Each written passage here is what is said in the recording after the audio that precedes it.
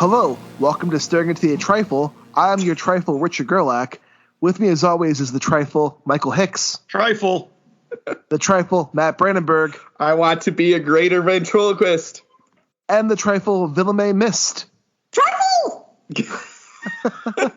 I've never heard a mannequin yell so loudly. Me neither. We are going to be discussing the not true fiction story, Flight 389 by Jonathan Padgett, which may or may not be connected with 20 Simple Steps to Ventriloquism, also by Jonathan Padgett. It's connected. Isn't everything connected? Everything is connected. Aren't we all just animal dummies? We're all just animal dummies in our skin, holding in our organs, just waiting to be expelled into the great nothingness of the world. Padgett has been pulling all of our strings, peeling away the skin to reveal what is hidden inside of us. If you can't tell, this is going to be a very happy episode. Honestly, I'm happy we get to discuss Jon Padgett stories. I love Jon Padgett's fiction, so I'm excited to really get into this stuff. Flight 389, I liked it a lot, and if you want to read it, it's in Nightmare Magazine.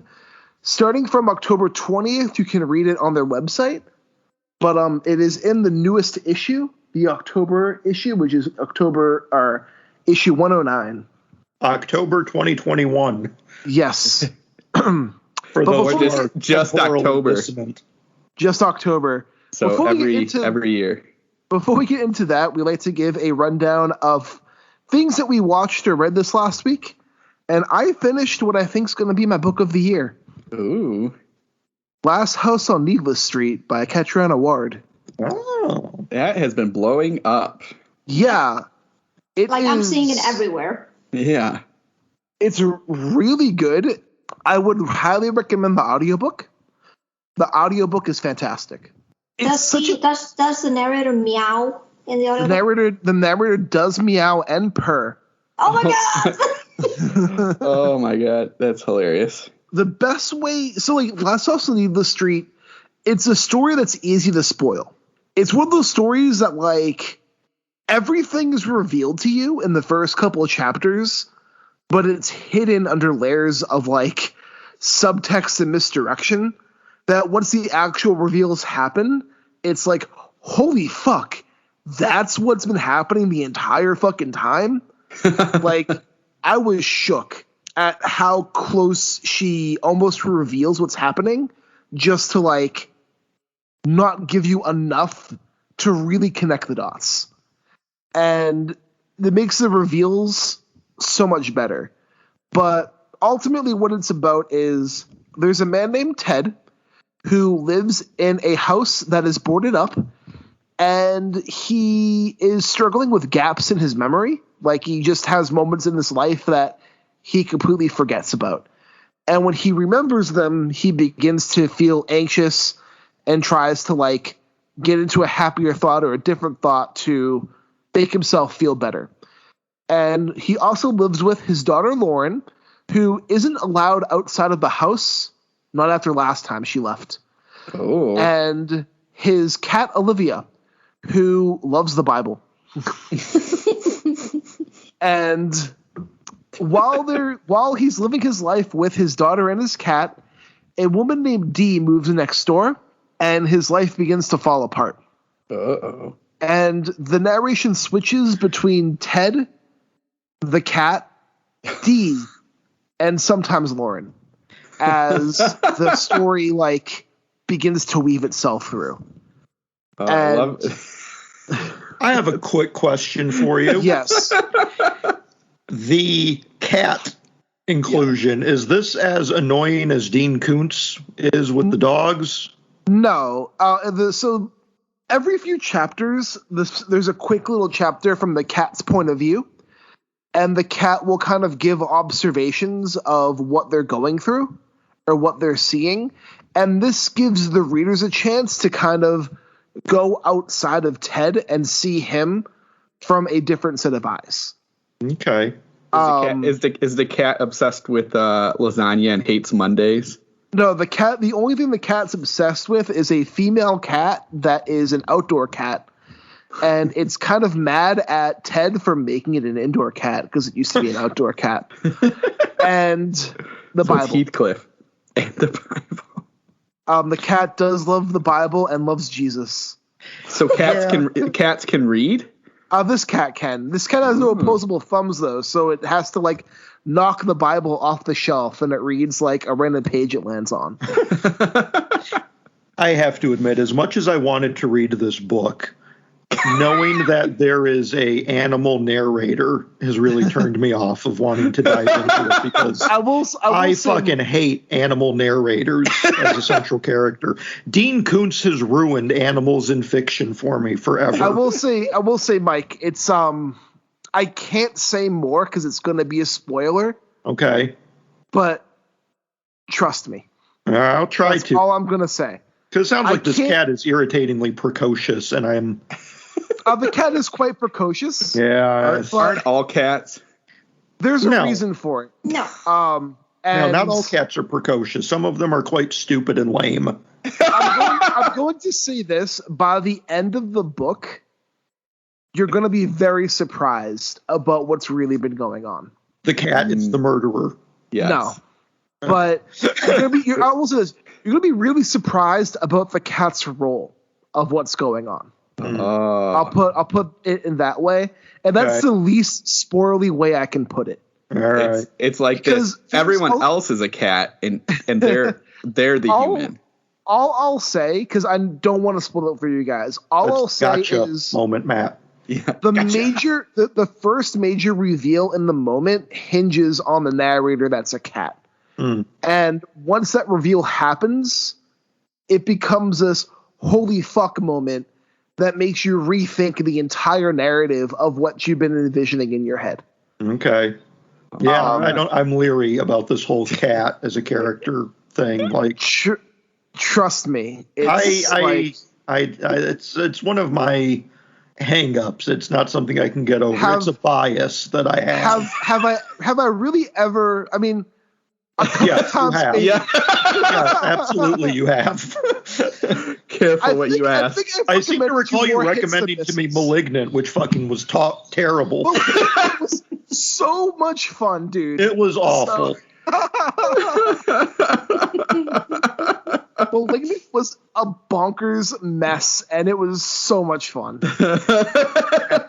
No, it wasn't.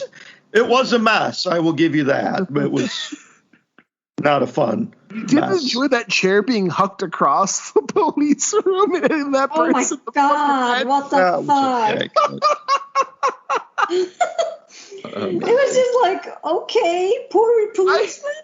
I died laughing. Like in that entire climax, I was crying. I was laughing so much.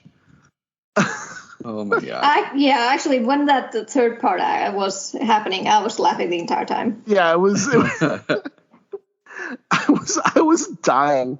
Like I had to pause the movie and get tissues to wipe the tears from my eyes because I was laughing so much I was crying. Yeah, because this is what you're looking for in a horror movie.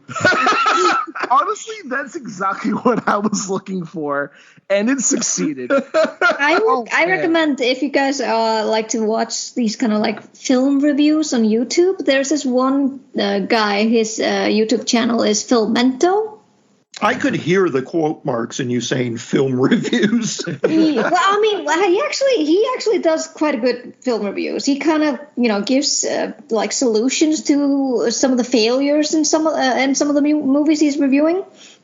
And he was on your side, Mike. He hated this movie, and he decided to do a review of it and came up with like some solution how to make it better, because in his opinion it was like on the verge of being ridiculous or being stupid, and in his opinion like it was more leaning towards stupid, and if you want to make it ridiculous you can do this.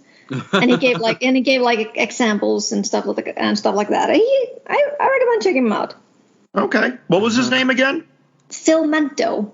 Filmento. Yeah, it's like film and then mento. Okay. Like Memento, but with the film. Yeah. Yes. Okay. Anyway, Last House on Needless Street, it is a fucking great book that they're making into a movie, and after finishing the book, I don't know how they're going to do it. I'm curious to see how. Well, the thing is, it's, again, everything I've told you, it's not really as it seems. Yeah.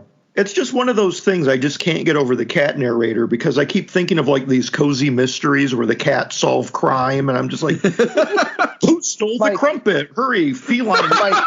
Mike, I'm going to message you a spoiler, like, directly to you. Okay. No one else is gonna get it, and Secrets. I think that'll kind of change your mind on a few things. Well, is it going to spoil the ending for me? I mean, what's your spoiler here? Yeah, it's going to spoil some of the reveal, but not all of the reveal. Yeah, I don't know if I want you to do that. Hold on. Okay. He might have been complaining. If it's gonna hinge on your enjoyment, man, like I know you're gonna like this. And it might, but I don't want to have that be the crux of it. I just want to know: is it lame like a cozy mystery where cats solve murder, or is it bad like a Dean Koontz with his dog worship? It's neither. All right.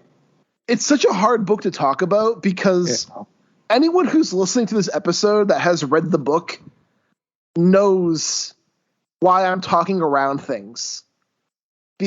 Because it's just, in the core of the book, there's just something so special about it that the way she hides these things from the viewer or from the reader of what's really happening with the narrators is something I haven't seen in a book in a long fucking time. Mm. And it's so brilliantly written that, like, I was amazed that, like, the reveals and how things happened. And then the ending was one of the most, like, sad and empathetic things I've ever read in my life. Okay. So well, I know you wanted to do a future episode on this book, so I will keep a copy handy. And if you decide we're going to do this, I'll pull the pin. It is a fantastic book. But all right. Mike, what about you? Well, I read a fantastic story collection from Christopher Golden called The Ghosts of Who You Were. Ooh. It's a really nifty title. Oh, it's a good one. So this collects 11 short stories that he's had published somewhere between 2013 to 2020. And it is just a really fucking strong collection. Like, there were a couple pieces that didn't quite move me, but they weren't bad. But they did kind of pale in comparison to some of the much stronger pieces. But when you have 11 stories, I think I say like 9 or 10 of them were all really, really, really good. Nice. So, yeah, it's a really good, strong collection. He starts off with this story called The Abduction Door. Have you guys ever noticed those small maintenance hatches in an elevator, like at the back of the elevator? Yes. Yes. So he takes this kind of urban legend component of what that door really is and where it goes and makes a pretty nifty portal story out of it.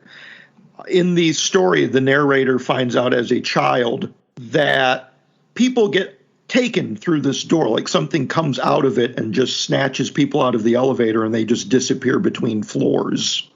And as an adult, he's riding through the elevator with his daughter up to their room, and she disappears. And he follows her through the door. And it is awesome. It's a really good opening, and it's got a hell of an ending to it that I don't want to spoil, but it's a great story. He does a neat riff on Peter Pan called Wendy Darling, which involves the Lost Boys trying to stop Wendy's wedding, but you're never quite sure if it's a story that is about ghosts or psychosis, if Wendy's just batshit insane or what's going on. It's set in like real world England of that era. And she's just been out of a sanitarium and is getting ready for her wedding. But you're always kind of torn between like, well, did the stuff in Peter Pan actually happen to her, or is she crazy? Or is it something else? There's maybe something else that's going on here. But again, it's just another really, really good story.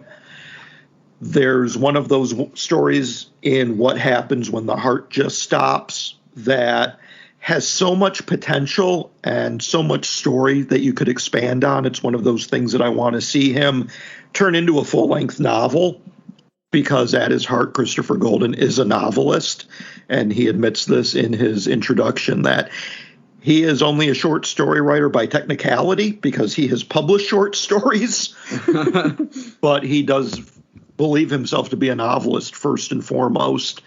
On his podcast, he mentioned before how, like, he hates writing short stories. Yeah, I mean, they can be a tough nut to crack sometimes, and he does really well. I mean, he's obviously had a lot of practice at these.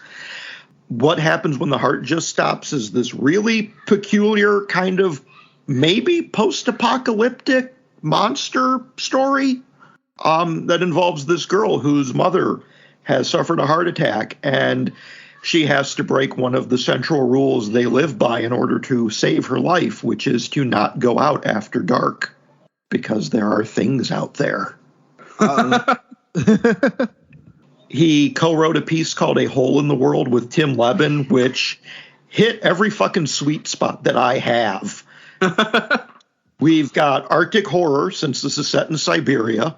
We have subterranean horror because this Russian soldiers that have gone AWOL have to go underground in order to save a scientist who has been taken by a whole lot of really cool alien creepy crawlies that are really, really fun to read about. Awesome. And it's just a lot of action, really fun story. There's a pair of stories in here. One was originally published in Golden's Christmas anthology, Hark the Herald Angel Screams. Yes. And the story is called It's a Wonderful Knife.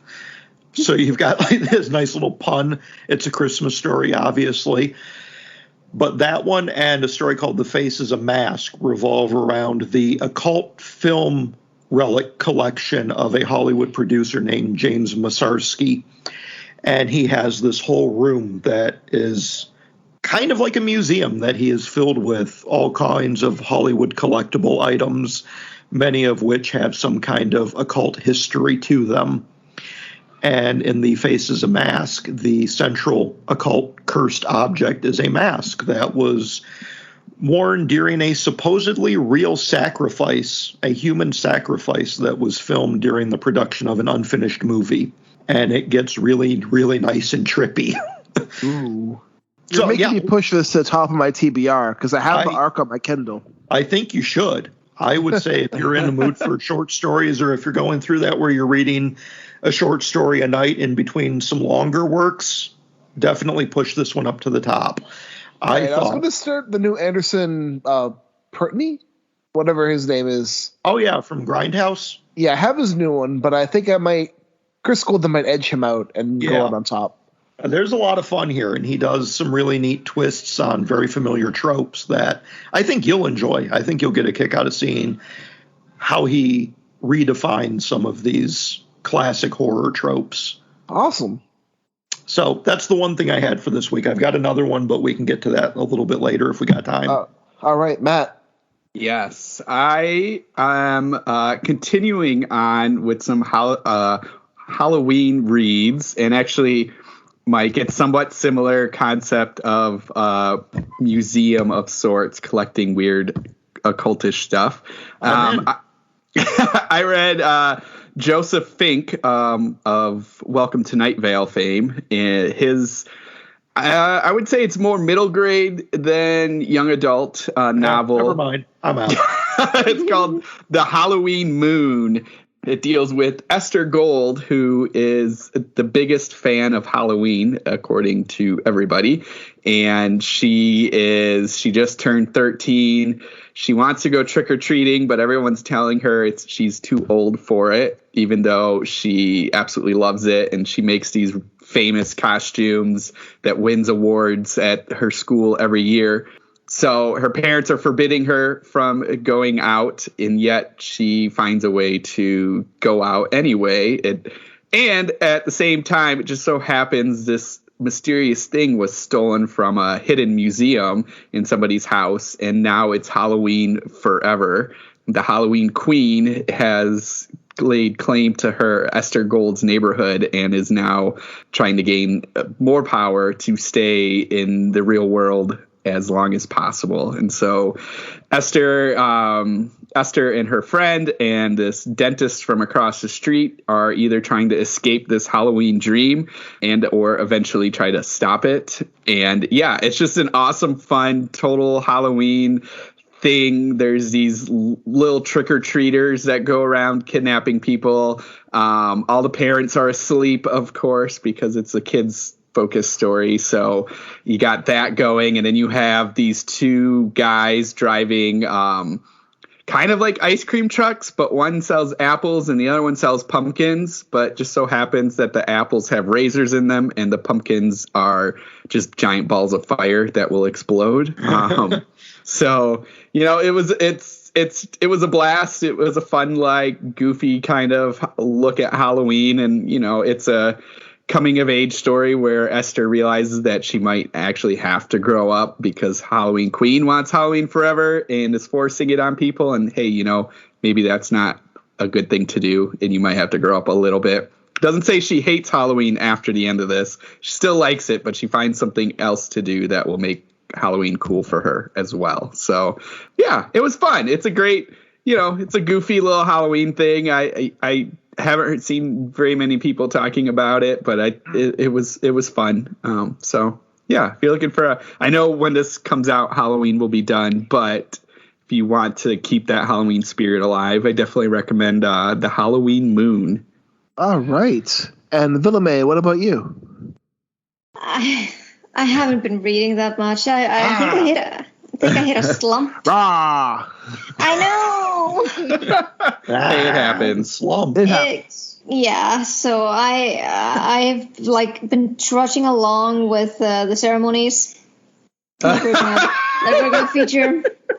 Are you going to be ready for next week's episode? I really hope so. I'm telling you, you just gotta flip pages. Eventually, you'll get to good stuff. I mean, you guys should cut me some slack. You know, I'm working till 7 p.m. and then I have to go home, make fucking dinner, and then afterwards I get like maybe an hour to myself, and I'm so fucking slow at reading. It's not gonna be enough time. I feel like this weird Jack Nicholson vibe you tapped into there. Thank you. I'm not going to make Villamay a dull girl. It's going to kill ya. Don't make me break out my Christopher Walken voice. Oh my God, I love it. Well, now we have to hear it. Let's hear your Christopher Walken. I'm not the best at making Christopher Walken voice. It was just mine. No, you just have to. Throw it out. You just gotta talk a little bit weird. You just gotta talk a little bit like this. Like you're on a record trying to... Now, I sound like Willem Shatner now, don't I? I mean, it's just a comma after every word, and you'll get Christopher Walken. Yeah, you got to put in a lot of pauses and occasional speed-ups. Yeah. Well, so... I am trying. I could just say the least. I am trying. Just do the best you can. That's all there is to it. Listen on. He can do the voices. Yeah. Well, so I know But I've been watching a lot, actually, though. I mean, I went to see Dune last night. Oh yeah. How was it? Even out here yet. I am so jealous. That's like one of my favorite Iceland books. Get Dune before the America. I know. Because we Icelanders watch a ton of shit. The whole That's world's the only got Dune fucking before. activity that we can do. The whole world got Dune before America did.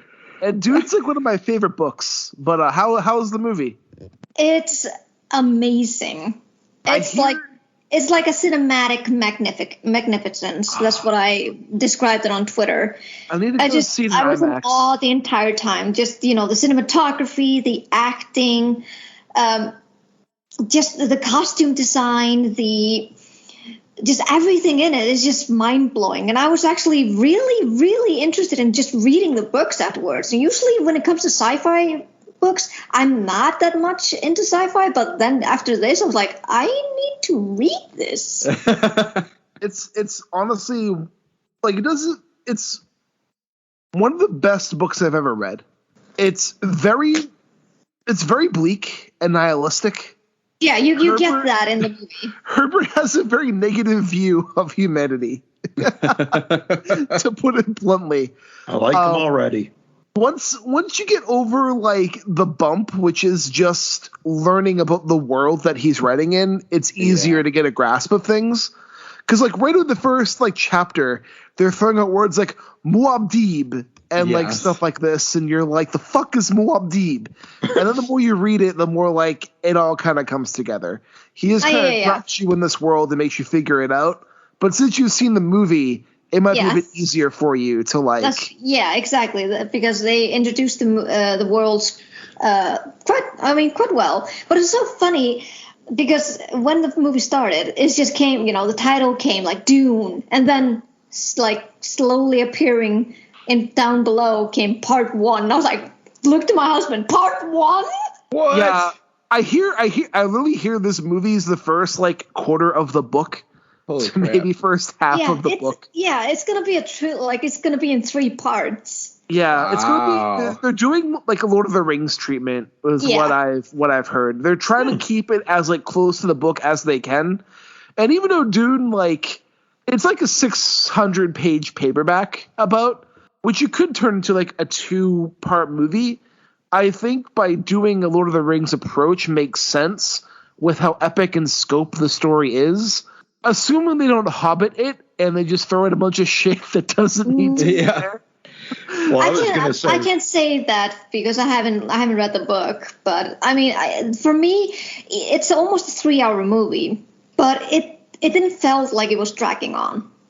Yeah, it's like I hear this one's mostly it introduces us to the setup, introduces us to Paul Atreides, introduces us to the Harkonnens, and just as like the conflict begins to really reach up, that's when it gives us like our end of the Fellowship of the Ring moment. It leads us into what will be the Two Towers type thing. Yeah, it's definitely going to be like that. One funny thing that happened at the movies, though, that I have to describe you guys because it was so funny. So I try usually, you probably do this as well if you go to the cinemas, I try to bring my own stuff so I don't have to pay the ridiculous prices at the concession stand. Yep. Yes.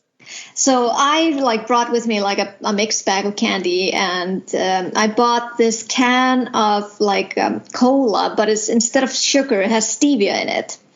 It's not everyone's favorite, but I've kind of learned how to appreciate it, or learn how to go along with it. It's like, it's there's not a Coke bad, here. but there's a Coca-Cola here that has stevia in it instead of sugar. Yeah. It's called green cola, as they call it here. Yeah. We used to have that here in Iceland, but for some reason that drink. They dropped it. They don't have it in Iceland anymore. I was like, they're probably the only person that bought it. I like it. I prefer it over Coca-Cola, honestly. Yeah, it's good. I mean, like I said, it's an acquired taste. So anyway, and I snuck that can of soda there, and in Iceland they've stopped, selling you the plastic straws. So now you get these paper straws. Oh, I hate the paper straws. They really do suck, but this one didn't go quite limp right away, or melt into the soda, which is a good thing. But for some reason, it has a really weird chemical reaction. Oh no! So I popped open the lid, and I slipped the straw in, and I was just about to get my first sip when it just blew up like a geyser. Oh no! And I thought it would be okay, this is gonna stop in a moment, and it didn't stop, and it kept streaming. Oh my gosh! The entire time, and I was like, oh my god, should I pick it up? No, I shouldn't pick it up. No, I should just leave it there. Oh my god, what should I do? And then my husband, he was going to grab a piece of candy, and then he saw it, and he's like, what happened? I'm like, I don't know.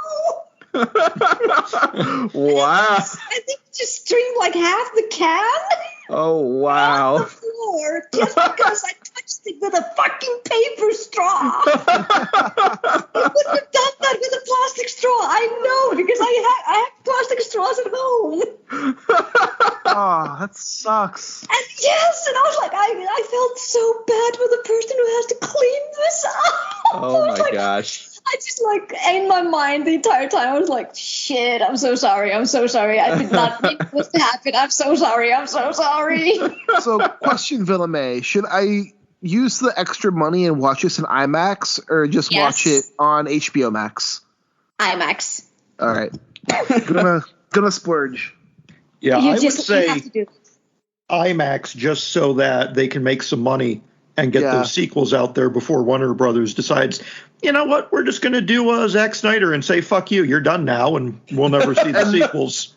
I mean, Denis Villeneuve is a really great director, too. He is fantastic. I've seen all his films, and they're all, he hasn't made a bad movie. They're all top-notch. He's an excellent lensman. I mean, the way he gets his cinematographers to work, the film shots they come up with are astounding. I mean, Blade Runner 2049 looked fucking amazing. Yes. The dude knows how to shoot a really good fucking movie. Yes, he does. He really does. So and that's definitely a testament to it. Dune. How was Timothée Chalamet? He's really good. I was charmed by him. I was like, I did not expect this, and the entire time I kept thinking, "Oh my god, you would look a hot young Loki." I can definitely see that if they're gonna do a young Avengers, they're gonna have young Loki. Please cast Timothy. Well, but I felt the only thing that I didn't like, the only thing that I didn't really like about because as you said, it was like an introduction to the in the Fellowship of the Rings. I felt that you didn't really get as much time to relate or get along with the characters there. I felt like it was just a brief thing. And there was just too many of these still shot of Zendaya. And I was like, okay, I know you're going to be important, but you can just stop with the stills of her shining blue eyes and just standing there looking at Timothy. And I'm like, yeah, I know you're going to be important. Can you just move it along? That's the only thing that I can probably critique about it.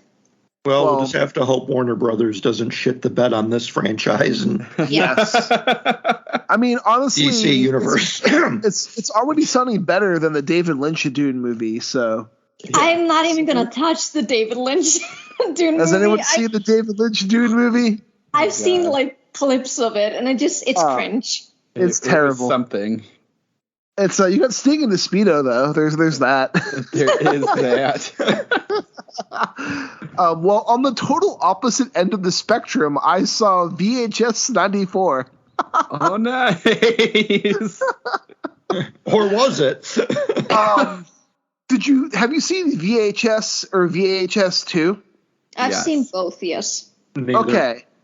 It's like those and not like VHS viral. So if you liked VHS or at least liked some of the shorts of the first two VHS movies, I would recommend this one because there's only 4 instead of 6, so it's less of a drag, and the wraparound still sucks. Besides the wraparound sucking, the shorts are pretty fun. This one's set up where a SWAT team is invading a drug operation, and they get there and everyone's dead in these ritualistic manners, and they come across these VHS tapes, and then you watch what's on the VHS tape. And the first one is about a news reporter who is doing a thing on a local urban legend called the Rat Man, which is this rat-human hybrid that lives in the sewers. And people aren't sure if it's real or not. And spoiler, it's very real. Oh, yes. The second one is, I thought was the weakest, but a lot of people seem to think this is their favorite, so I'm the odd one out here. But the second one is about a woman who has to watch over a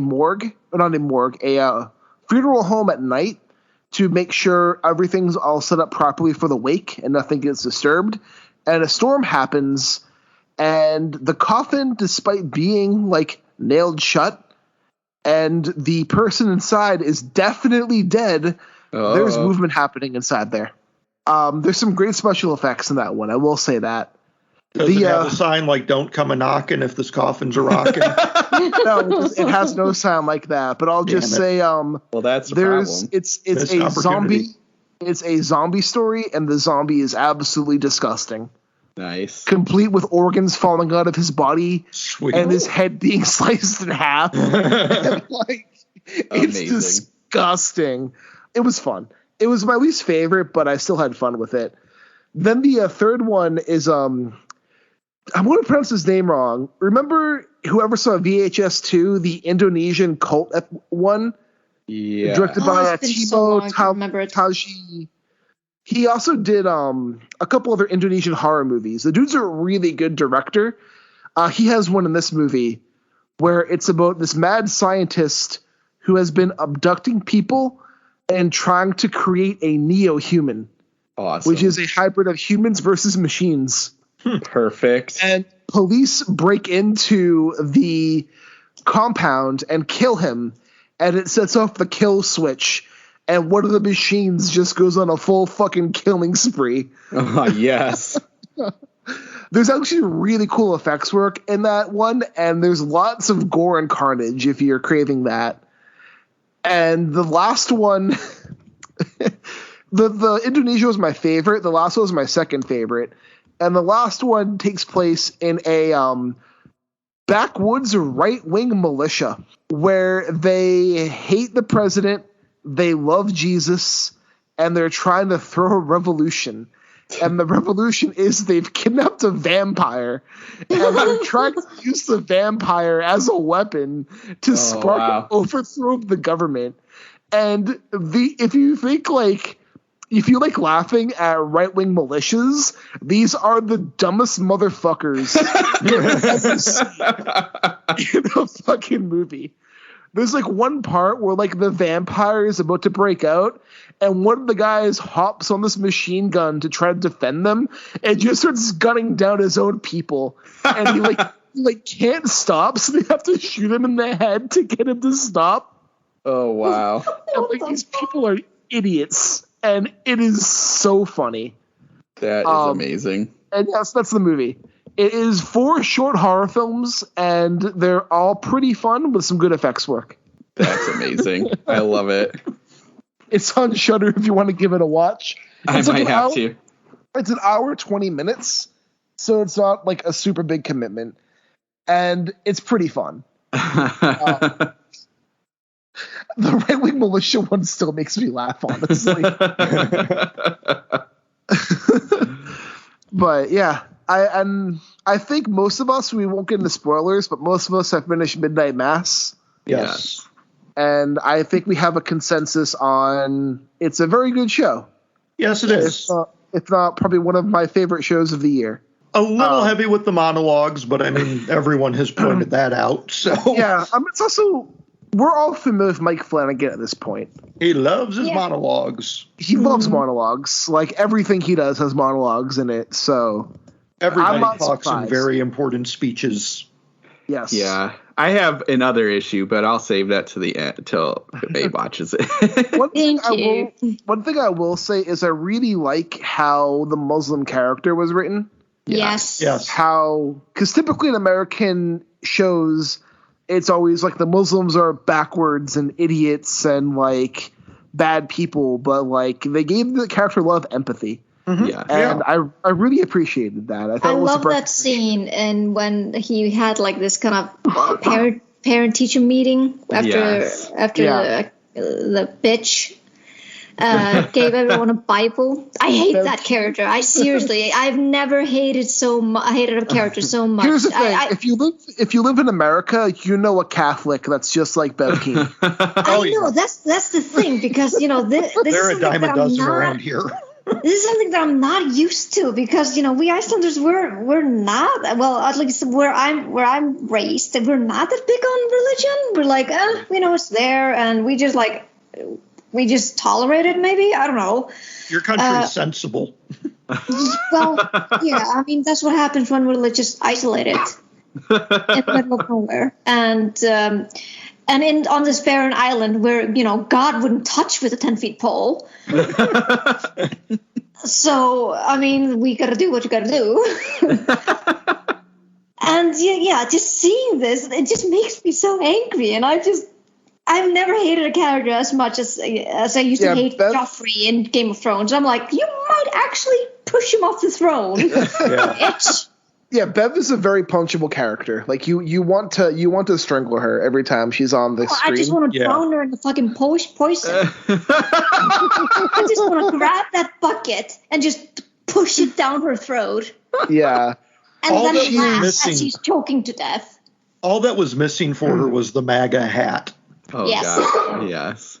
Yeah, no. She is completely awful. She's one of those people who believes God loves her the best. And therefore she can be a terrible person to everybody else. Yep. And, but she is playing that role so awesome. I know. Yeah, the actress is great. Oh God. I just hope nobody recognizes her in the street and goes after her. I know. It's just that scene where he's confronting them about this, and just the examples he gave were just really good, and I really felt bad for him, because if that was me and they were berating my religion like this, I probably would have punched her. But I admire his cool that he managed to hold his patience so much. Yes. Yeah. No, he's a really great character. The show's really every character is given a lot to go with. I really enjoyed it a lot. It's probably the most moving TV show I've seen all year. I cried a couple times. Maybe I'm just a baby. I don't know.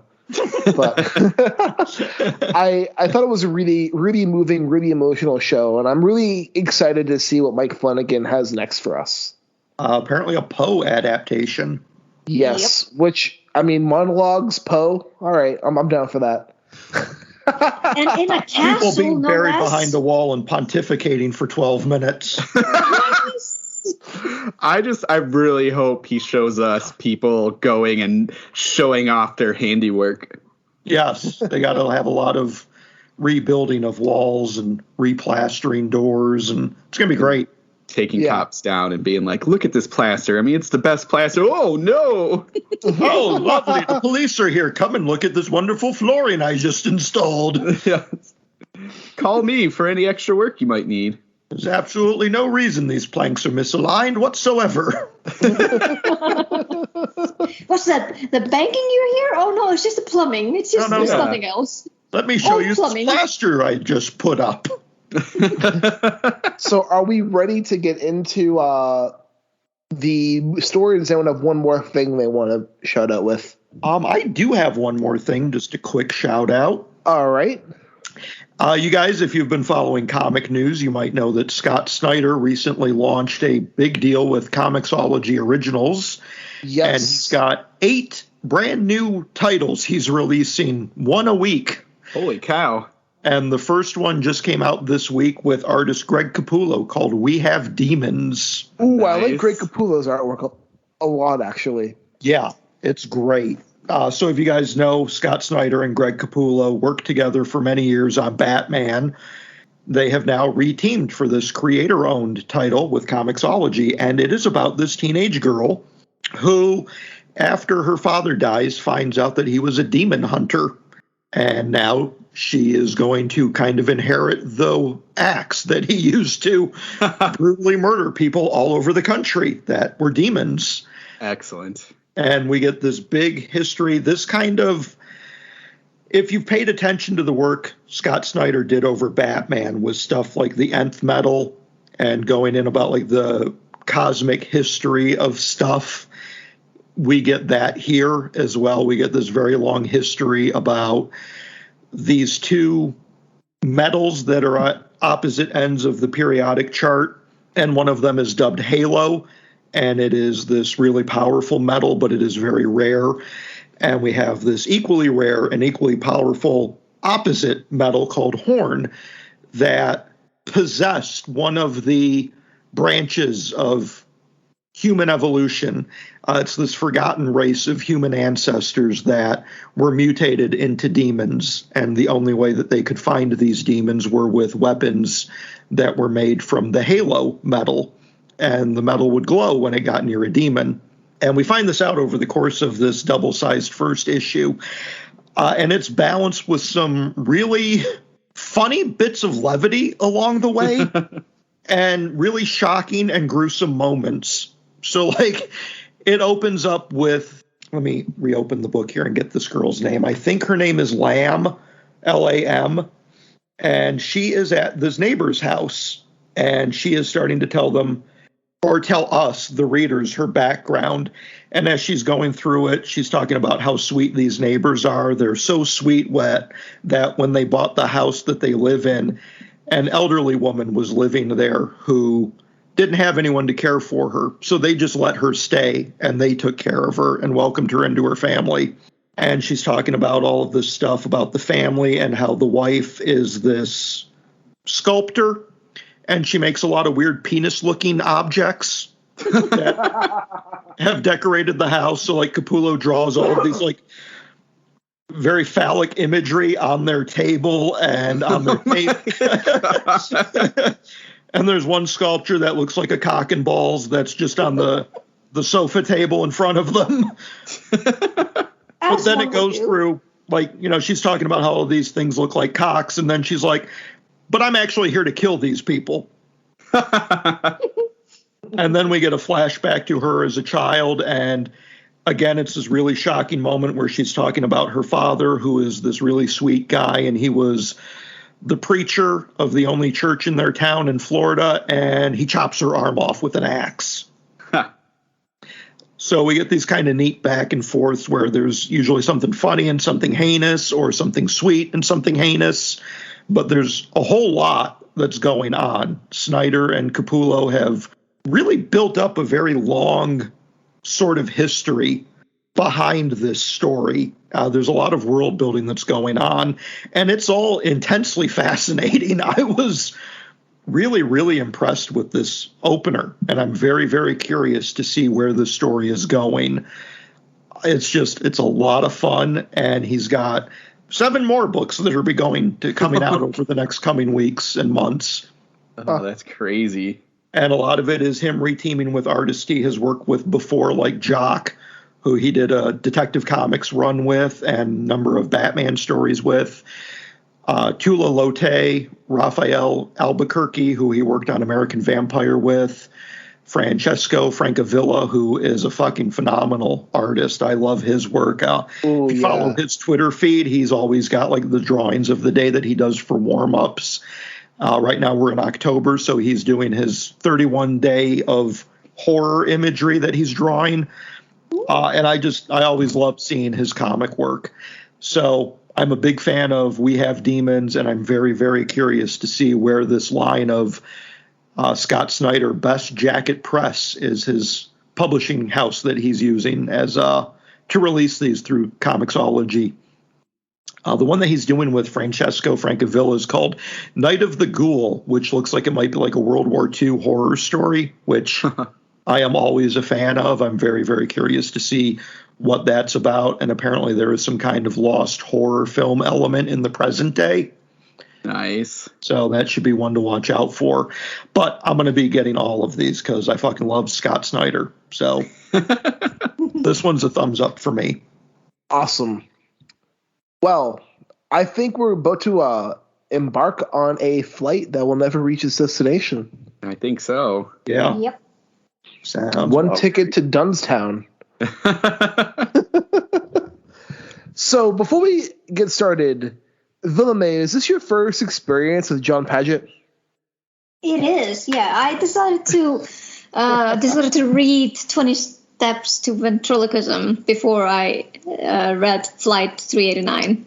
Okay, that probably made Flight 389 make a bit more sense then. Yes, Yeah. it did. And I instead of reading it, I actually listened to Jon Padgett himself, narrating the story on Pseudopod. That's a good way to go. It is. I mean, he has an amazing voice, and the way he narrated the story it was amazing. I was blown away. At first, it read like a construction manual, and it got a little bit dull at the beginning. I was like, okay, yeah, just stand in front of the mirror and try to say these words or these letters, blah, blah, blah. But then as the steps went on, it went dark. Yeah. And I became concerned. Well, even in those earlier steps, he kind of threads in those little elements of disquiet to marvelous effect. Like he really did. Yeah, I had to like jump backwards to catch that again. Yeah. Yeah, like step 3. Your first sentence, the second part of the alphabet has 7 letters, B, F, M, P, V, W, and Y.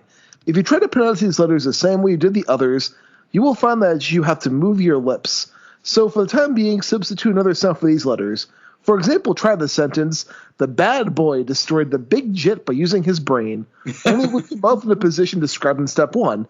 Say, the bad boy destroyed the big jet by using his brain. Again, focus strictly on the technique. Avoid any other thoughts or perceptions you may have. It's kind of there from the beginning. Yeah. And then there's one where he's talking about killing a homeless man. Yeah. That comes up in like one of the earlier steps where he's talking about like trying to practice something, but it's like talking about like a rummy. Yeah. Yeah. Melting a rummy. Yes. Melting a rummy. Yep. And then he just melts a homeless man with his brain. Yeah. Yep. I just love like the homeless guy. Oh, I shouldn't have had this much to drink today. Oh, yeah, it's step 6. Instead of trying to say M, say N, because it's only half of it. It's like 9 made the nut runny knelt. But yeah, there's all these little elements throughout those initial steps where it's like you'll learn that the dummy's voice is not your own. Yes. And things about like this is not the ventriloquist's concern, and people say a lot of things and most of it's nonsense, but I know. And then the unease hits you when you realize that Jon Padgett is a former ventriloquist himself. And you're like, yes, you kind of want to just walk over to him like, John, are you okay? Did something happen? Do you want me to get rid of those cursed dolls for you? I think he still has Reggie McRaskell. Yes, I think more importantly, you don't want to attend a Jon Padgett ventriloquism show. No. There was this, I think I was talking to Jon Padgett about this. He did a show where it was him. So I will say for the people who are into Legati, like myself and Matt, there's a band called Current 93. And the vocalist of the band is David Tybett. He's a very kind of like new age surrealist type guy, and he's really into Legati. Like there's actually like Current 93 stuff that Legati wrote, and like they worked a lot with Legati. Jon Padgett opened for them in one show where he did his ventriloquist bit opening for Current 93, and only one person recorded it, and that person hated it and has refused to give Padgett a copy of the recording. Oh. That's hilarious. But yeah, if you're a fan of like Padgett or Legati, check out Current 93. But yeah, though, if like once you learn Padgett was a ventriloquist, it kind of puts a lot of these into like, oh, this is something else. Yeah. It definitely takes that whole advice about writing what you know. Just a bit. It's like, oh shit, Padgett's a greater ventriloquist, isn't he? This is we're all doomed. Well, no, Padgett still has a body, so he can't be a greater ventriloquist. He's in training though. He's like on step 17. Yeah. Because like, was it step 19 is legit slitting your wrists and dying so your ether can make it into the universe. Not even just slitting your wrist, but like pulling the skin apart and examining the tendons and the muscles inside and the strings that they use to control you with and cutting it all out. Yep.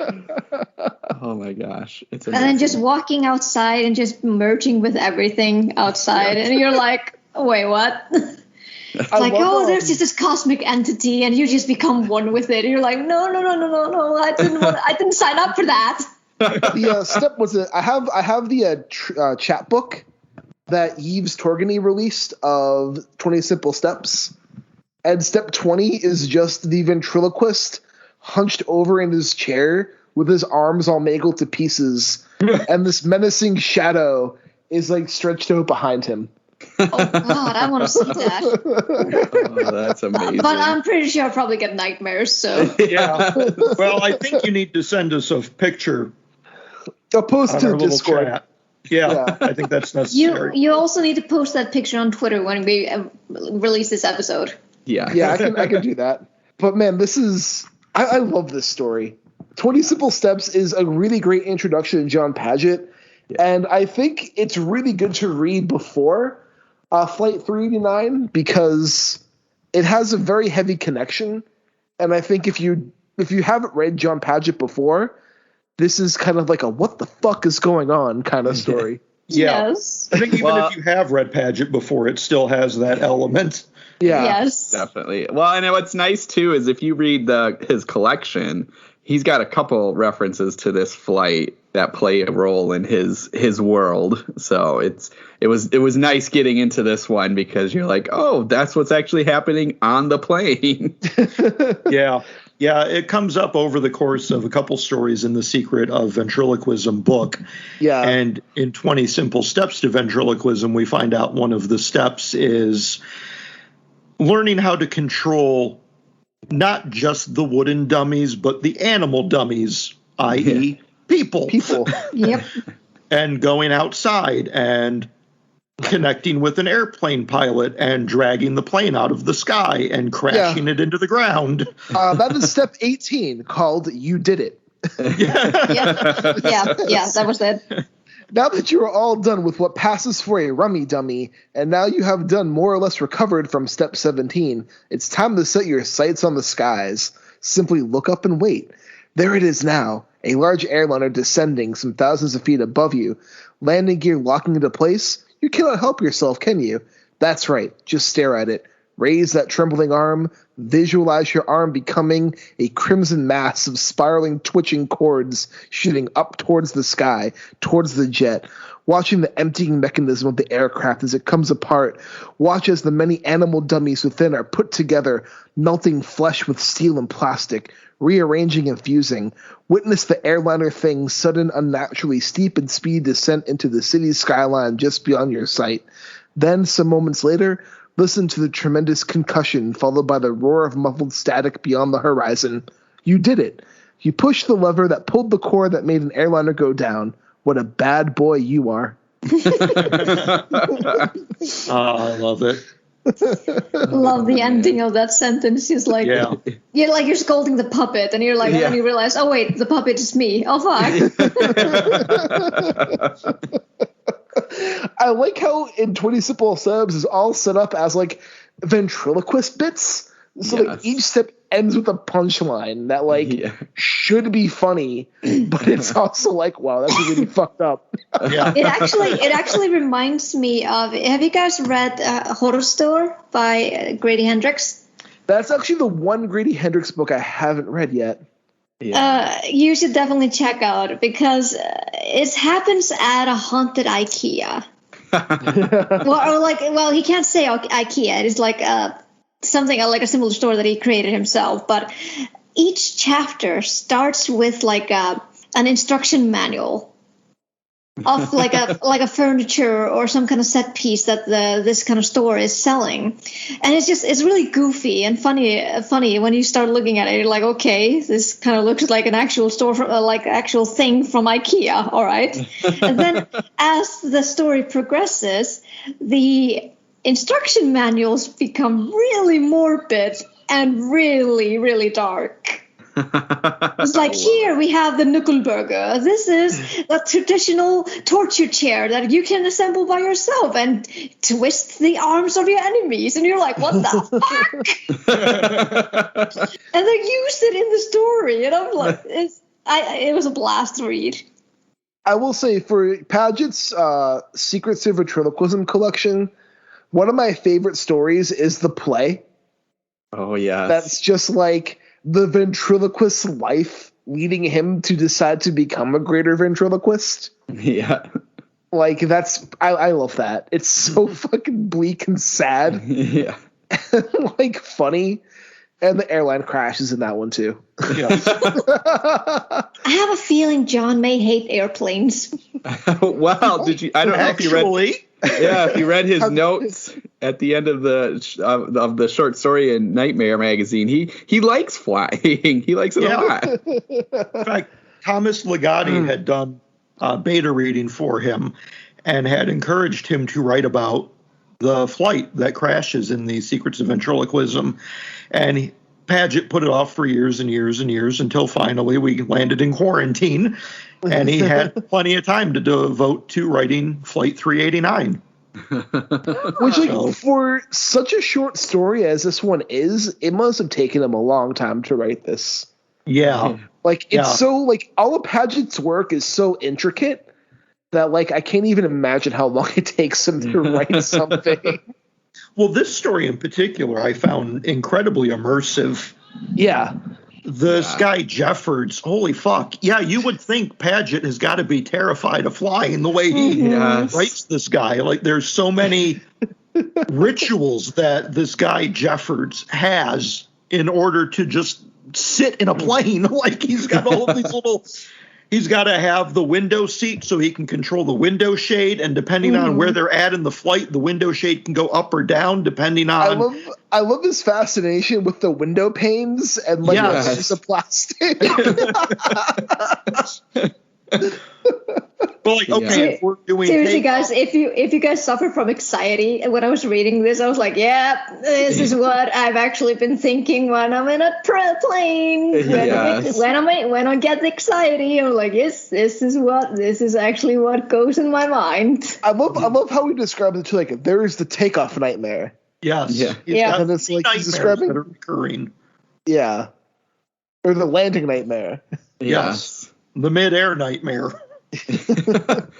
Well, and it's perfect because the first half of the story, it's just all that. It's just all of his anxieties and doing all these things. So nothing out of the ordinary. It's just a normal flight this anxious guy is kind of dealing with. And then it's something that a lot of people would relate to. So they immediately get immersed in the story. They're like, okay, I mean, this is something that this is something that has crossed my mind probably at one point in my life whenever I step into a plane. You know who Jeffords reminds me of? And this is something our listeners still can't read yet, is the narrator from the Jon Padgett bathroom story. Yes. Oh, God, yeah. I mean, the bathroom story is still top tier Padgett for me. That was fucking precious, that story. I fucking loved that one. But yeah, this guy Jeffords, I wouldn't be surprised if they were the same person, quite frankly. Yeah. This is how the guy functions on a day-to-day basis. Here's him in an airplane. Here's him in the bathroom. But he has all of these very intricate thoughts about every piece of the flying puzzle. At one point, he's talking about, he can never schedule a plane. He can only fly during the day. He can never schedule a nighttime flight. Yep. And he's got these intricate procedures of when the window shade can be up or down or in the middle, depending on where they're at in the flight and what's going on. It's even in takeoff, Padgett writes, his mind begins whizzing with numbers. I was going to mention that, He becomes obsessed with numbers at that time, probably just to ease his mind, because this is actually a classic sign of OCD. There's a number Jefford knows at which the plane will be able to physically leave the ground. But what is that velocity? What is that moment? And if the moment is lost, if the runway runs out, what then? What would striking chain link do to the airliner? A grass embankment, a concrete barrier, interstate or water, a building? Dear God. It's but no, the plane makes a sudden steep ascent as always. Yes. And here Jeffords must press his face to the window. For statistically, he knows that takeoff is the most dangerous part of any flight. But for this guy, every part of flying is the most dangerous part of flying. Did you notice that he always mentions statistically? He always mentions statistics. And that's also a thing that he probably, has to do with numbers and OCD and just keeping his mind in check. Yes. I also love how, Padgett describes, the feeling of like the takeoff and the velocity, and like Jefford's feeling his organs being rearranged. Yes. And like, yeah. Which is a normal part of flying, but Jefford is convinced like this is a sign that something has gone wrong. Like, yeah. It's like, hell, this happens to me in an elevator or in an escalator. Driving home and I hit a bump in the road and I'm like going downhill. I'm like, okay, my liver just shifted, but that's okay. But here this guy's like, oh my God, my organ just shifted. The wings are going to come off. The propellers are going to be flying through this fragile metal tube we're locked in. Oh, it's so good. Like everything that this guy goes through, there is just this. Everything's a giant production with this guy, you know? Yeah. Oh, totally. Yep. And that's what what I kept thinking. I was like, oh, well, this is kind of like a neat, just like this is like a horror story for this guy, and we're just kind of, because it is so immersive that we're in it and we're feeling it. And I was like, cool, John's got like this cool thing going. And so I quite enjoyed it. I even liked his little imagination of the tower, the flight tower, and how with the drunk rednecks. Just smoking. Kind of place to land. It was just like, or even worse, what if it's empty? What if the flight tower is empty and no one's in there? Doesn't even have the drunk rednecks anymore. Oh my gosh, it was just like perfect. And then there's like a weird bump, and then that's when the pilot comes out. I guess we shouldn't have had that last drink. Yeah. Which is a nice callback to the rummy that's being murdered in 20 Simple Steps. Well, I love how it's described, too. It's like the tinny speakers. Are you talking to us through an airline speaker? Second. There we go. When it says, the tinny speakers engage again, crackling out static painfully loud. The pilot's voice speaks over in a high-pitched falsetto. Maybe we shouldn't have had that last bottles, ladies and gentlemen, because the co-pilot and I are feeling a little plastered. I thought maybe you were doing like a special sound effect for us. That one. Thought you were pull up for a second. But then it goes, the cockpit door slides open with a heavy clang. There is a churning black smoke beyond it. Two figures dressed in pilot uniforms and clinging to each other stagger out of the door, their heads and limbs disconnect from their torsos, and fall to a jibbled wreck in the aisle. They appear to be mannequins. This is another moment of complete silence. Can you just also imagine everyone laughing and just laughing so much that their insides are tearing apart. And he just get gripped into, like he said, he gets gripped into the hysteria. Yes. I love how it describes them as mannequins, but we all know those are real people that just fell apart in front of everybody. Yep. That are being pulled apart by the great ventriloquist. The Greater Ventriloquist. Well, that's why everyone's laughing, because of the Greater Ventriloquist. They're stuck in his routine. They're stuck in. They're his audience, and they're forced to laugh at his show. I really appreciate how this story works on two levels. It works fine for me as a standalone piece. Yeah. But once you know the intricacy of Padgett's world, of the secret world of ventriloquism and the way that plays into here, and all of the weird shit that goes on in Foyle, Alabama, of all fucking places. There is so much more happening in this story than there actually is. And I also have to give you props on one thing when you did that high falsetto voice of the pilot. Kudos for that Reggie McAllister impression. Thank you. I literally saw it as a Reggie McAllister voice when I read it. And I wonder, too, if it wasn't meant to be. Yeah. It just struck me as it was probably Reggie speaking through them. Yeah, because you're that's how right. That's how the ventriloquist speaks when he's using his voice. Is that's the tone. Yeah, because when you get into the ventriloquism, you realize that your voice, the dummy's voice, is not your voice, and your voice is not your voice anymore. Oh my So when these pilots speak, it's not their voices. It's Reggie. Nope. Yeah, it's part of the Greater Ventriloquist. It's a really fucked up way to look at it too. Like, I love it. Yeah. It does work as a standalone story, but knowing Padgett's mythology, it's so much worse. Yes. Yeah. Well, and it just like it helps because again, in his collection, and you read about this flight crashing, you don't like you're just left kind of with your imagination of assuming like, oh well, he made the pilot just aim down. Like you don't realize how twisted what just happened up in there until you read this, and then you're like, whoa, he just like messed with everybody in that plane. Yeah, it wasn't a simple matter of just plucking this bird out of the sky and smacking it down. There's a whole lot of shit going on in here with people being dismembered by, well, we don't really know by what. Just animal by this bodies guy's mind. Together. Yeah. And the plane like warping and twisting, and he's like, pushing his head. So he like pushes his head back into the window, but then it like sort of goes through, and it just like it's so messy. And like, there's nothing outside but blackness in the void. Yeah. I was trying to figure out because I thought he like saw another plane, or was he seeing the town at that point? Doesn't he say he sees like a similar, like he sees the same thing again? I'm trying to remember that part. He sees the town. I'm at the end of the book right now. It's after everyone's vomiting and laughing, and it says, where is it?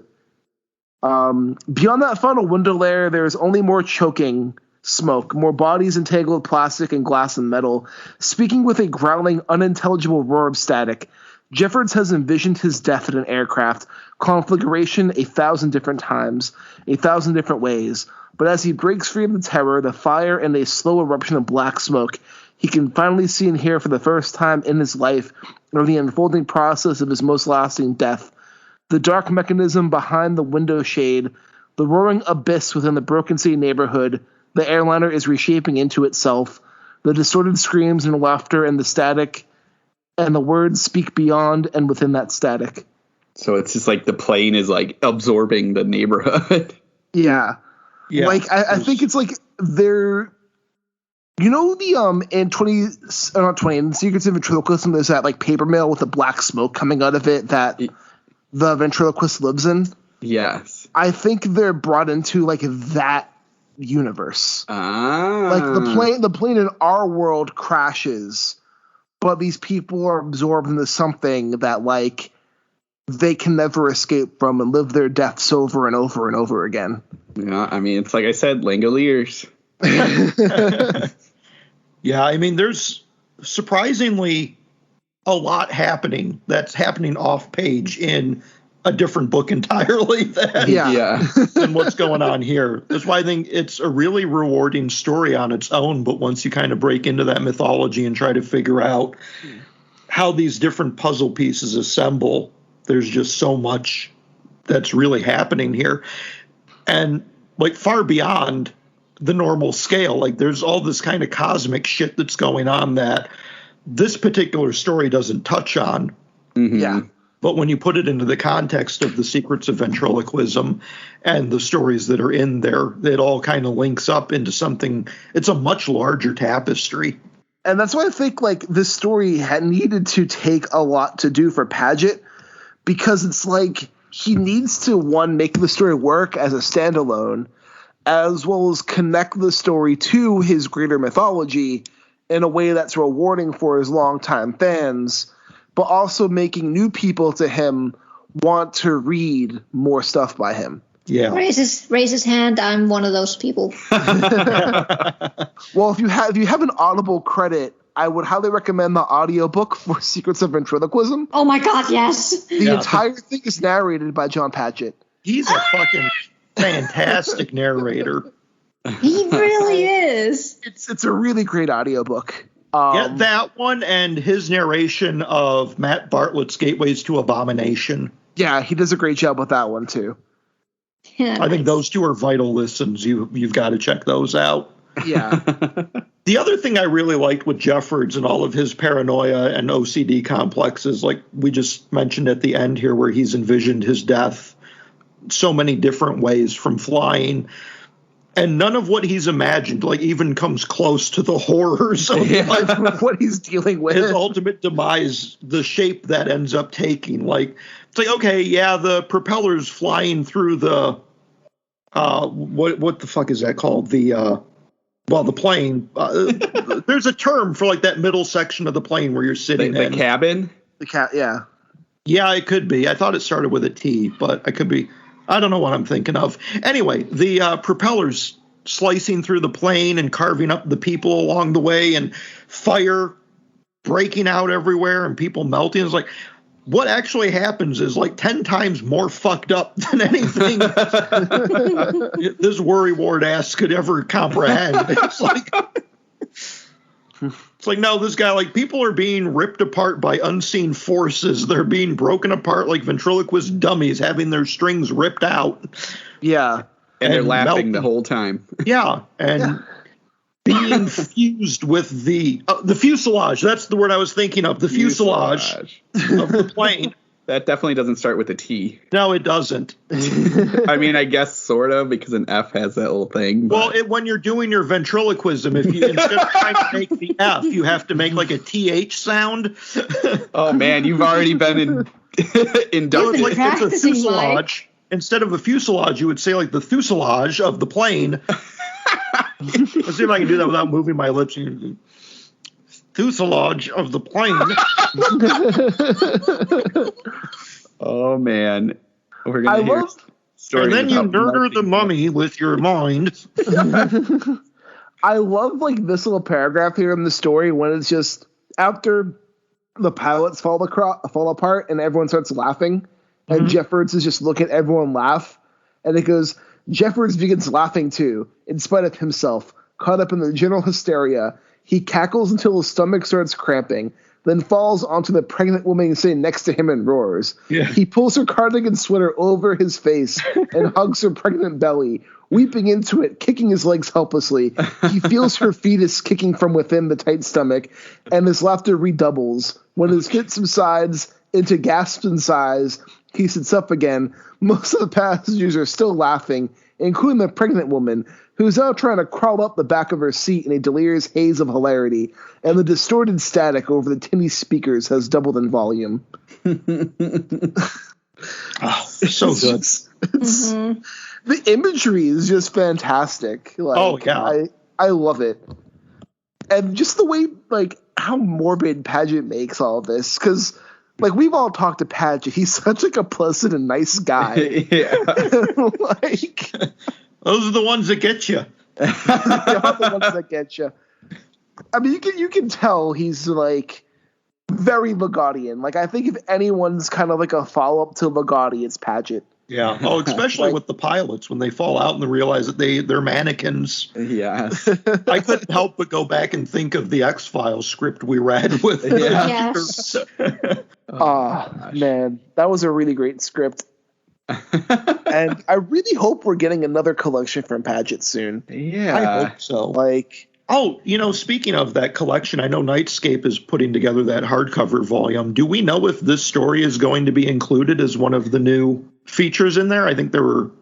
I know they're having some new stories in there. I don't know if this is going to be part of it. I would hope so, because after reading it, it feels like 20 Simple Steps is like the hub of Secrets of True Ventriloquism. Yes. Yeah. Like, this is the story. 20 Simple Steps is a story that kind of ties all of his shit together. Mm-hmm. And I feel this is one that is definitely vital to the greater mythology. Yeah, I mean, Flight 389 plays such an important background role in so many of the other stories that this is it's like a prime moment in the history of the world that Padgett has been building. Yeah, no, it's a really important story for Padgett's world, and I definitely think that it would play a part in it. I would hope so, at least. Yeah. Yeah, that'd be cool. Ah, man, I can't wait for that set to come out. It's supposed to. I know. It's been we years. recorded an episode promoting it in 2019. Oh my God! Yeah, so 2 years. We've been waiting on this. I need my hardcover edition of the Toilet Story, goddammit. Me too. I still have the chapbook. Oh, nice. That's awesome. Yeah, I don't even remember what whatever I did Kickstarted or whatever it was. So it'll be a surprise whatever I get. Yeah. I mean, I know we're getting it. I've talked to Bob, and I know we're getting it. So, well, I mean, COVID beyond everything else has just fucked up everything so much. Yeah. So, and we've got another publishing uproar with the, I guess, paper shortage or some fucking thing that people are going on about. Make sure you order your books now and try to get them before the holidays because everything's going to be delayed by months. Yes. Because apparently we're running out of trees. I'm still hoping for my fucking Half in a Press book to come soon. I ordered remember like when I went to Necronomicon and had that Necronomicon report back and shit? Yeah. I found out shortly after that Half in a Press was doing a Silver John hardcover set. That's all the Andy Wade Wellman Silver John stories. One hardcover for the novels, one hardcover for all the Silver John short stories. I ordered that shit back in 2019. I still don't have it. Jeez. I emailed them. I gave them an updated address. They sent me an email back saying they were aiming for the end of September. So they said that we're going to be getting it before the year's over. Oh, that's good. All these publishers are like, hey, man, Cemetery Dance doesn't care. Why should we? I mean, I will say I waited remember that fucking Stephen King Night Shift edition? Yeah, didn't that take like 4 years? I waited 4 years for that shit to come. I pre-ordered that when they first announced it. It took 4 years. And now I'm waiting on The Stand, so that'll be another 4 years. Oh, man. But for real, like, I really can't wait for more people to get their hands on Secrets of Ventriloquism. Yes. And to be introduced to Padgett because, like, I don't know, I think he's really one of the best writers around, but he's so hidden that, like, once you find him, it's like you feel like you're part of a special club. Oh, yeah, it's 100%. He's every time I finish one of his stories, like, I need more. And he doesn't fucking have any more. So it's like, I've got a chapbook that he did with Nightscape called The Broker of Nightmares that I just opened up. I do need more Jon Padgett after reading this, so I think I'm going to read this today. Oh, the Broker of Nightmares is really good. Now, without getting too deep into it, does it tie into Flight 389 and Secrets of Ventriloquism? Not quite, but it taps into his greater mythology. Okay. And a lot of stuff happening around this Alabama town. Yeah. So, I mean, like, it's connected, but it's a bit more not as directly as, like, 20 Simple Steps connected. Okay. Because this is the shit that, like, really brings it all together. Yeah. And, I mean, I reread 20 Simple Steps today, and I go back and revisit 20 Simple Steps every, like, few months just because I think it's a fantastic short story. And there's things that you uncover with each reading. Like, I had listened to it in audiobook form whenever that came out, a couple years ago now it must have been. Yeah. So I, too, reread 20 Simple Steps after finishing Flight 389. And that's when it struck me. It's like, wow, I didn't realize how weird he got so early into this story where it's like by step 3, he's already forecasting, like, murdering a homeless man and crashing a plane. Step one's already about destroying your body. Right. Yeah. Step 1, how to hold your mouth. Always practice in front of a mirror. Close your mouth in a natural, relaxed way and part your lips slightly. Stare at your mouth in this position until you can see nothing else, as if your mouth were hovering in the midst of nothingness. Yeah, it's like your mouth has become disconnected and is in the void. like staring in the mirror until you see things that aren't there and your body is no longer your own. Like from the beginning, he's giving us like everything that this book's gonna put us through. Yeah. And like, I mean, the ending's just this glorious bit of like disgusting nihilism. Yes. I love. But I remember the first time I read 20 Simple Steps, I was completely shocked. Oh, yeah. By the time you get to that ending, it's like, okay, now slit your wrist. Like, whoa, wait. Yeah, wait a minute. Now pull out your veins and root around. Don't let them control you. Take out all their cords. I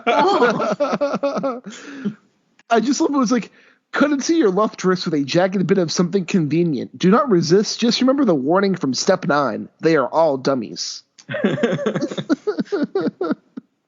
Just a trifle. It's like, what is it? There is no need to be careful about it. Search methodically for the cords, the dummy mechanisms inside your arm. Continue the dissection. You may scream. Your body is just a trifle. Oh, yeah. My gosh. And then, I just love how it's, becoming one with the void. Yes. And the last, step 20, I like how there's no title for step 20. Like, everyone has a step. And then step 20 is just step 20. And it's just we greater ventriloquists are acolytes of the ultimate ventriloquist. We greater ventriloquists are catatonics emptied of illusions of safehood and identity. We greater ventriloquists no longer toil in any physical way. We think nothing and do nothing. But we greater ventriloquists are active. We are active as nature moves us to be. Perfect receivers and transmitters of nothing, with nothing to stifle the voice of our perfect suffering. Yes, we greater ventriloquists speak with the voice of nature, making itself suffer.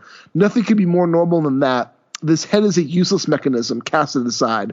We don't need it anymore. There's nothing but the voice of this pain, and this panic thrown into the darkness.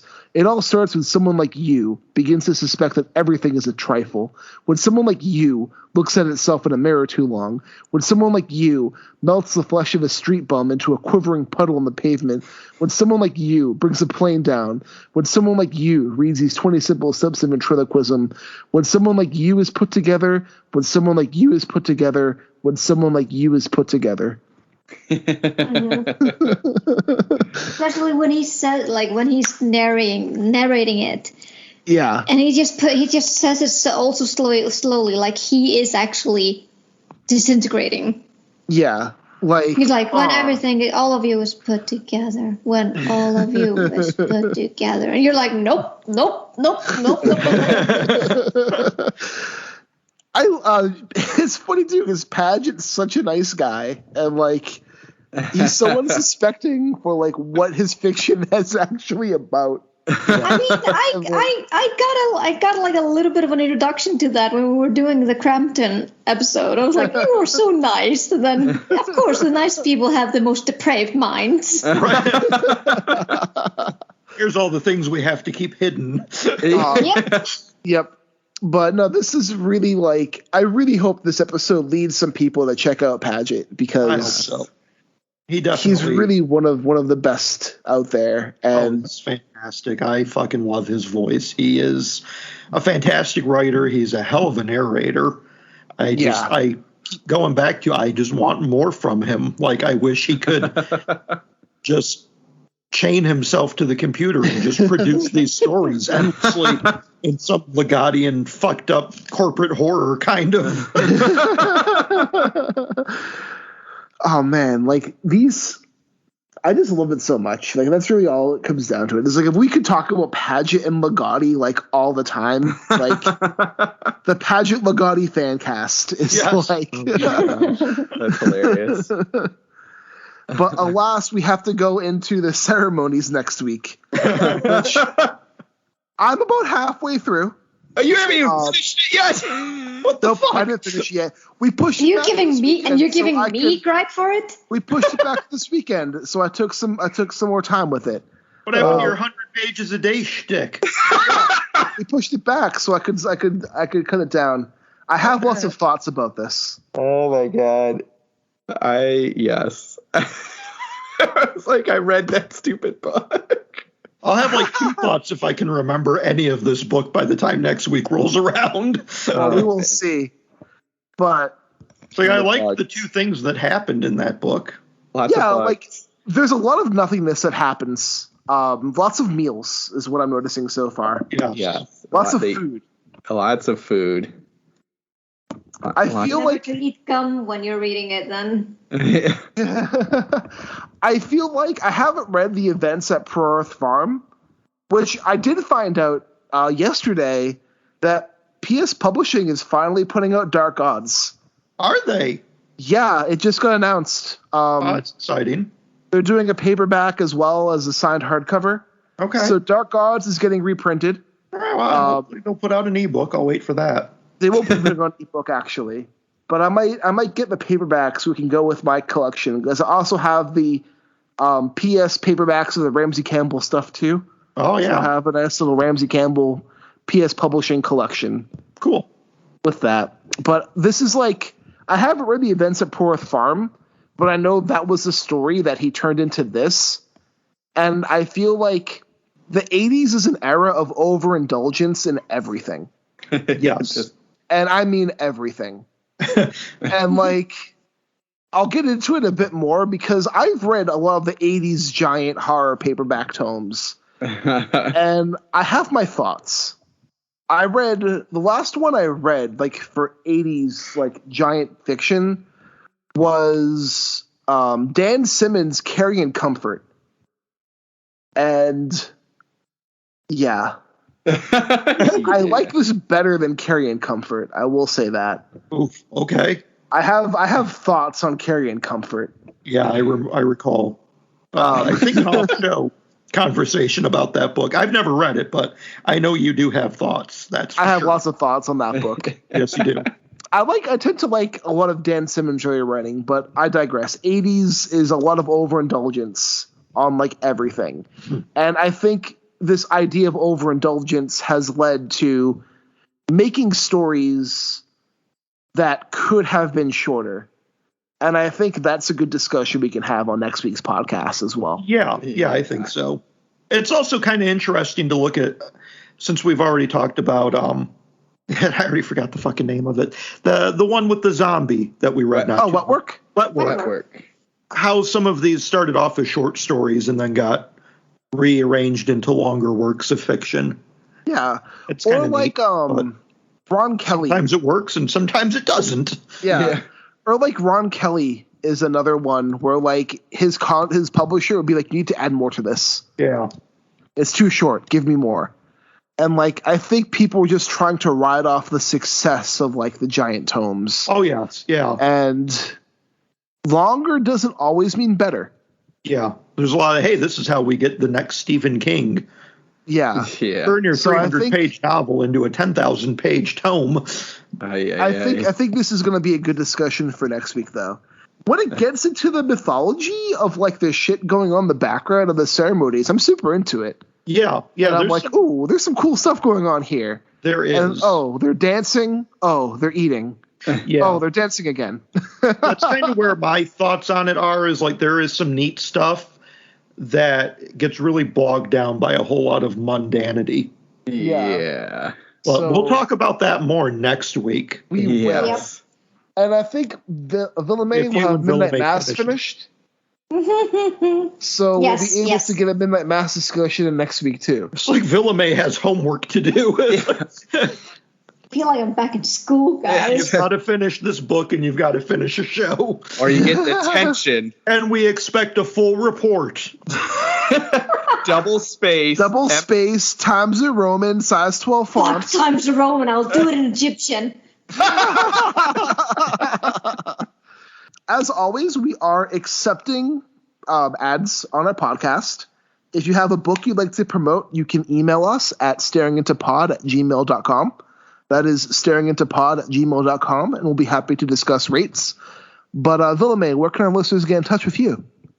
I'm on Twitter at VitlamayS, and I'm also on BookTube at Fink Pipsqueak Reads, and I'm really getting to my groove on TikTok as Vitlamay Mist. Awesome. And Matt, what about you? You can get me on Twitter at BrandenburgDM. And Mike? You can find me on Twitter at MikeH5856, or you can visit my website at michaelpatrickhicks.com. And you can get in touch with me at Rudy53088, and I'm going to announce this now at the end of the podcast, but I have a new short story coming out next year. It's the Dublin Writers Conference. Nice. I have a short story coming out in their new edition coming out in February 2022. Wow. I had no idea you were Irish. Actually, they're an American-based publication. Liars. Me and a fellow Jew, Remy Unger, we wrote the Hanukkah Massacre. Ooh, nice. Them. Nice. But I love the title. I'm already intrigued. I want this now. Yes. And this is Usha Gerlach saying, keep staring.